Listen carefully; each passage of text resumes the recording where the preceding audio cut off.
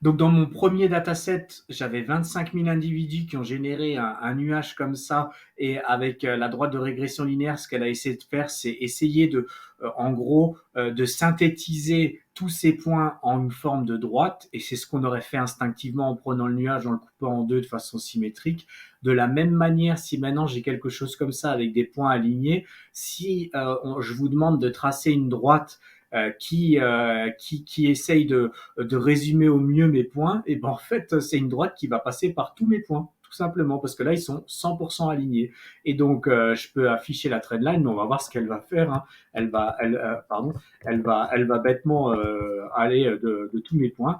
Et donc, on a ma trendline comme ça. Et donc, ça veut dire que là, on a une corrélation qui est énorme, puisque tous les points touchent ma droite de régression linéaire. Alors qu'ici, l'idée, c'était plutôt de se dire que on a une droite de régression linéaire et on a le nuage qui est symétriquement bien positionné autour. C'est un peu ça l'idée. Et cette visualisation-là, ça donnait un coefficient de corrélation de 50%. Et maintenant, on va calculer le même coefficient de corrélation pour cette droite, mais je pense que si vous avez suivi la vidéo, vous avez compris un petit peu l'idée. Donc, je vais reprendre les deux choses que je lui ai mis dedans. Je lui ai mis deux fois la même chose. Hein. Je lui ai mis un taille IMC deux fois, donc je vais le faire. Hein.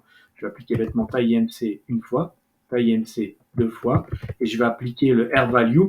Donc le R value, il a une valeur, la plus petite c'est 0, et dans un trend haussier, donc là on est haussier, la valeur maximum c'est 1, on va voir la valeur qu'il a, et bien il a une valeur de 1, il a un coefficient de corrélation énorme, maximal de 1, et ben parce qu'en fait on a une corrélation parfaite entre les deux. Donc ça c'est vraiment un cas théorique qui n'a aucun intérêt. En gros ça voudrait dire que vous avez dans votre dataset vous avez deux colonnes avec des variables qui sont identiques, donc ça n'a strictement aucun intérêt. Donc autant il faut respecter le coefficient de corrélation, en gros parce que vous n'allez pas faire de la régression linéaire, vous n'allez pas utiliser la régression linéaire pour faire des projections en machine learning si le coefficient de corrélation est très proche de 0. À l'inverse, s'il vaut 1, ça doit vous mettre la puce à l'oreille que s'il vaut vraiment 1, c'est que vous êtes sur deux variables qui sont strictement identiques. Donc, a priori, vous avez des doublons de colonnes. C'est un peu ça l'idée. Et maintenant, ce que je vais faire, c'est que je vais générer un dernier dataset et après, on aura fini avec tout ça. Je reviendrai peut-être sur la régression linéaire, mais j'espère au moins que vous avez compris en gros le principe général à l'aide des graphiques et j'ai essayé de rester le plus simple possible. Hein. Et donc maintenant, ce que je vais faire, c'est qu'en X, je vais mettre la taille IMC et en masse, je vais mettre IMC. Donc, je vais régénérer ça. Pourquoi? Parce que c'est des valeurs aléatoires. Donc là, il m'a régénéré des valeurs aléatoires. 1500 valeurs pour ma taille, 1500 valeurs pour ma masse.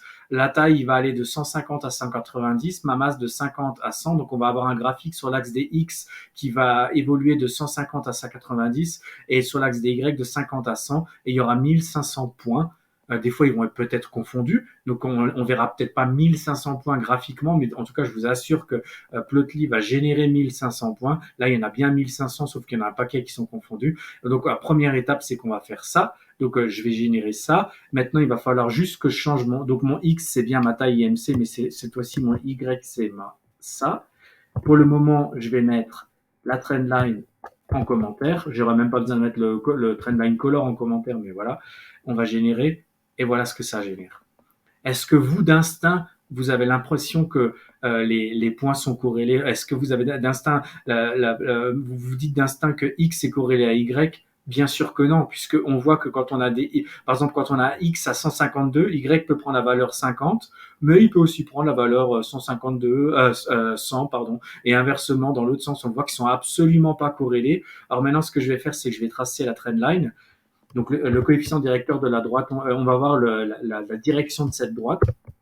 Cette droite, elle est quasi horizontale, mais c'est pas ça le coefficient de corrélation, c'est le coefficient directeur. Mais là, en gros, ça veut dire que il a essayé de tracer quelque chose de symétrique. Et effectivement, la symétrie, ça serait pratiquement quelque chose d'horizontal. Moi, je l'aurais même fait horizontalement d'instinct. Et maintenant, on va calculer le coefficient de corrélation de ce dataset-là. Et le coefficient de corrélation de ce dataset-là, il est à... Ah oui, pardon, par contre, il faut que je mette masse IMC ici. Il est à moins 0,02. On s'en fiche du moins, mais il est à 0,0. Concrètement, avec ce dataset-là, il n'y a aucune corrélation entre la taille et le poids, et donc on ne pourra faire aucune projection de type machine learning, tout ce que vous voulez avec ces deux variables, parce qu'elles ne sont pas corrélées.